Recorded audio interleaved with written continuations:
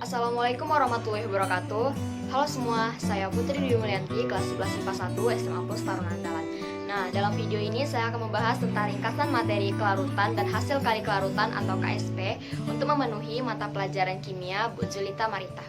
Nah, baiklah, sebelum masuk ke dalam materi, saya akan bertanya sedikit. Nah, jika kalian memasukkan 1 sendok garam ke dalam segelas air lalu kalian akan mengaduknya, maka apa yang terjadi? Maka garam tersebut tentu saja akan larut ke dalam air tersebut. Nah, tetapi jika kalian menambahkan sesendok garam secara terus-menerus, maka apa yang terjadi? Tentu saja garam tersebut tidak akan dapat diaduk di dalam air. Nah, itulah yang dimaksud dengan kelarutan. Apa itu kelarutan? Kelarutan atau solubility yang dilambangkan dengan huruf S merupakan jumlah maksimum dari suatu zat terlarut yang dapat larut dalam pelarut tertentu. Nah, kita lihat dari garam tadi, jadi garam tersebut yang larut itu merupakan larutan jenuh garam. Nah, jika ditambahkan secara terus-menerus, maka akan terbentuk endapan garam yang tidak dapat larut lagi. Nah, jadi kelarutan ini dia itu adalah jumlah maksimum atau kemampuan suatu zat terlarut. Nah, contohnya nih, suatu kelarutan garam yaitu 100 gram dalam 1 liter air. Nah, jika lebih dari 100 gram, maka garam tersebut tidak akan dapat larut ke dalam air tersebut. Nah, jadi intinya jumlah maksimum suatu zat terlarut dalam pelarut. Nah, kemudian ada satuan dari kelarutan ini adalah gram per mol atau mol per liter. Nah, ada beberapa faktor yang mempengaruhi kelarutan. Ada 3 faktor. Yang pertama adalah jenis zat terlarut. Nah, jenis zat terlarut itu ada yang zat mudah terlarut, zat sedikit larut, dan zat tidak dapat larut. Nah, yang kedua itu adalah jenis zat pelarutnya. Yang pertama itu ada pelarut polar dan pelarut non-polar. Nah, pelarut polar, senyawa polar akan larut ke dalam pelarut polar. Nah, sedangkan senyawa non-polar akan larut ke dalam pelarut non-polar. Nah, contoh dari pelarut polar itu adalah air dan larutan amonia. Nah, sedangkan contoh dari pelarut non-polar itu adalah ether dan benzena. Nah, yang kemudian faktor yang mempengaruhi yang ketiga itu adalah suhu. Semakin besar kenaikan suhunya, maka akan semakin besar kelarutan dari suatu senyawa tersebut. Mengapa hal ini dapat terjadi? Contohnya, kelarutan suatu zat padat akan semakin besar jika suhu larutannya itu dinaikkan. Karena molekul dari zat padat ini akan terlepas dan renggang karena ditarik oleh molekul air, di mana menyebabkan kelarutannya akan semakin besar. Nah, satuan dari kelarutan ini dapat dinyatakan dengan molaritas atau sama dengan molaritas, yaitu S sama dengan N per V. S ini solubility atau kelarutan, yaitu satuan itu adalah M, N itu merupakan mol, dan V volume, yaitu dinyatakan dalam liter. Nah, baiklah, di sini saya akan menyajikan contoh dari penghitungan KSP atau hasil kali kelarutan. Nah, di sini saya sudah sajikan 2 contoh, yaitu yang pertama itu adalah NaCl. Nah, di mana garam NaCl ini jika dilarutkan dengan air kemudian terionisasi menjadi Na+ ditambah Cl-nya.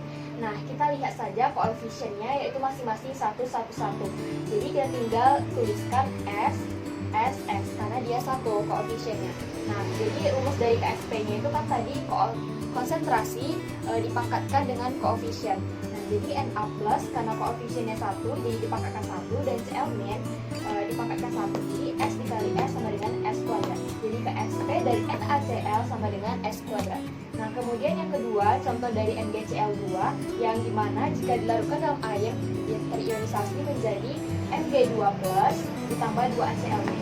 Nah, di sini Mg2+ ini koefisiennya itu adalah 1, jadi kita tulis S, dan 2Cl-nya ini karena kita lihat koefisiennya 2, jadi kita tulis 2S kuadrat. Nah, kemudian berarti dia menjadi 4S pangkat 3. Jadi dari KSP MgCl2 ini adalah 4S pangkat 3.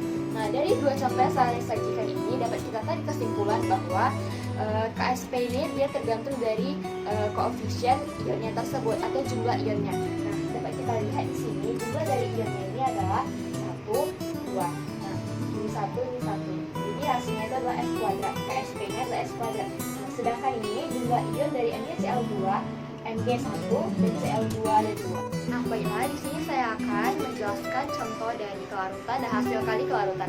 Nah, di sini saya sajikan 1 contoh soal tentang kelarutan dan hasil kali kelarutan.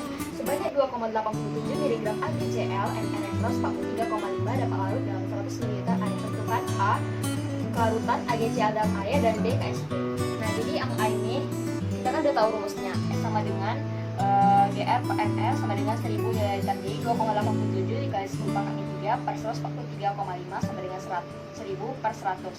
Nah, jadi ini sama dengan hasilnya 2 kali 10 pangkat 4 mol per liter.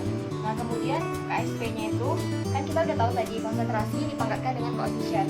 Nah, jadi konsentrasi dari Ag plus kali Cl min. Jadi koefisien itu sama dengan 1 jadi S kali S kuadrat. Nah, kemudian 2 kali, jadi S kuadrat ini 2 kali 10 pangkat 4 ini dikuadratkan, hasilnya 4 kali 10 pangkat 8. Seperti contohnya.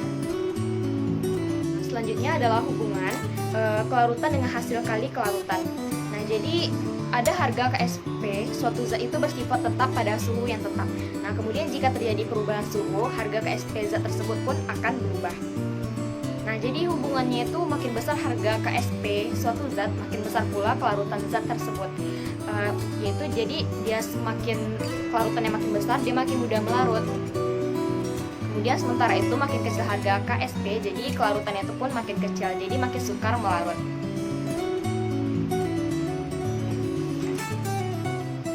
Sekian dari saya tentang kelarutan dan hasil kelarutan.